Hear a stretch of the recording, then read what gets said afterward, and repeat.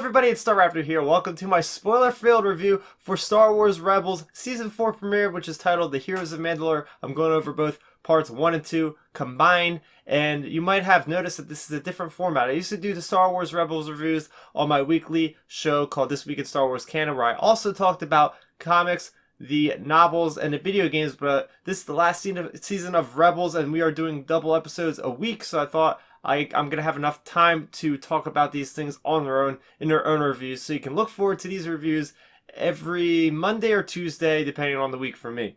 So, getting into this episode, this is all about Sabine and the Mandalorians. So we have Ezra, Kanan, Fenra, Sabine, they all go to Mandalore, the seat of their power, the Mandalorians. And they need to get her father back because he's been captured. So that's basically all in the first episode. And then the second episode, they find out in the first episode how there's this death machine that is just destroying all the Mandalorians. So that's their mission in the second episode, is to kind of dismantle this machine. So a lot of this episode is about family. It's about Sabine and her reuniting with her clans. And we meet other allies such as Bo-Katan, who was mentioned or seen last in the Clone Wars about 18 years prior. So getting into some things that I enjoyed about this episode. So first off, I love the beginning of this episode where you see the trenches. You see that Sabine just kind of charges in there with her Darksaber, which looks awesome. And then all the other Mandalorians, including Ezra, just jump out with their jetpacks, and there's a lot of jetpack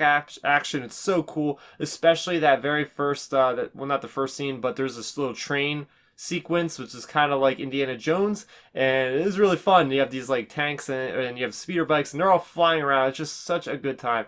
I really enjoyed seeing Bo-Katan. Katie Sackhoff returns as the voice that she did from season 5 of Clone Wars, which was a phenomenal arc in that. So we see that character kind of pick up from where she was in that, and now she is kind of like the leader of the outcasts of this Mandalorians. So badass seeing her go and just taking people apart. It was really fun. Also worth mentioning was the music in this episode really stood out to me more than a lot of the other Rebels episodes it has in the past. It just kind of added that extra emotional resonance, which had quite a bit in this episode. They definitely raised the stakes along there with I was totally sold that Sabine's mother and her brother was just done. Tristan, I think his name was. I thought they were done for, and wow, this show got really dark really fast, and we know that things are going to happen like that because this is the last season of Rebels, so there's going to be a lot of character deaths probably because they can't carry on.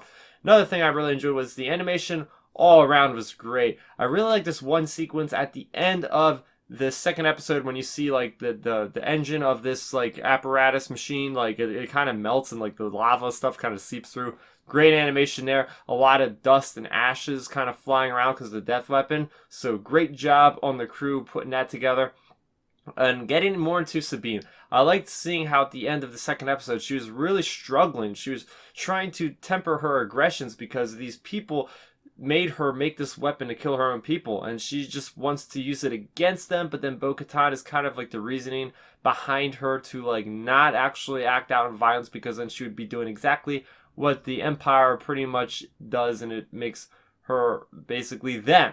And just this episode I really enjoyed. It was one of those episodes where I know a lot of the creators on Rebels actually talk about this, about what would happen if I had these toys play with these toys kind of thing, right? So you have these Mandalorians flying around in their jetpacks that are trying to take out these ATDPs, explosives going off everywhere. It's just a really fun episode, but there is a lot of depth and a lot more character development than what we've seen in a lot of the Rebels episodes in this two-parter episode. So I really enjoyed it. There were just a couple nitpicks that I had for this episode. First off being Ezra's getting kind of annoying with the jetpack. Like, oh, I can't fly this thing, and he's going all haywire. I understand he's never flown a jetpack, but they just kind of focused on it for way too long. Another thing also has to deal with the money that's with Rebels. You could tell that like they couldn't do certain things that they might have been able to do in Clone Wars. I was really hoping they would go into Sundari, which is that big bubble kind of place that is on Mandalore where the capital is. And of course, they kind of, put that off to the side and they go into a Star Destroyer as if like they can't render everything in their pack because, again, the budget, they can't make it beautiful like they did in the Clone Wars with all the glass and everything like that. But that is what I thought of Star Wars Rebels premiere. I also want to mention that This episode ended in a different kind of way than I thought it would. I thought this episode would end in a lot of fire and blood, as kind of was foreshadowed, because really, we gotta know what happens to these Mandalorians, right? I mean, there's not a lot of them left over there when we go into A New Hope in the original trilogy. Like, why is Boba Fett wearing the Mandalorian armor and all that kind of stuff? And I also want to mention that the whole time I was watching this arc, I was like, okay, is Boba Fett gonna show up? I didn't think it was possible, but you just see all these other Mandalorians. That'd be pretty awesome if Boba Fett shows up. Maybe later in this season, who knows? But I hope by the end of this last season of Rebels, we get a clear-cut answer on what's going on with the Mandalorians. Where are they at during the events of the original trilogy? So that is gonna do it for what I thought on this episode of Rebels. But now it's time for me to talk to you guys out there. What did you think about this episode of Rebels? How do you think it set up the final season of Rebels? Did you enjoy it as a premiere episode? Let's talk about it in that comment section below. Also, if you're new to the channel, welcome. I have plenty of other Star Wars content that I release on a frequent basis. As I mentioned at the top of the video, I do a weekly Star Wars show called This Week in Star Wars Canon, where I talk about the latest in everything Star Wars that is story related. So make sure you check that out and are subscribed so it supports me and you won't miss another video in the future. Thanks for watching, and may the Force be with you always. Thanks for checking out the video. Please hit that thumbs up symbol. It helps me know that I'm making content that you guys enjoy. And if you enjoyed this video, I also include 2 videos down below you guys should check out. And please consider subscribing to this channel. It helps support me, and it notifies you guys of when I get new videos up on the channel. You can also contact me on Twitter, Facebook, and Instagram at StarRaptor.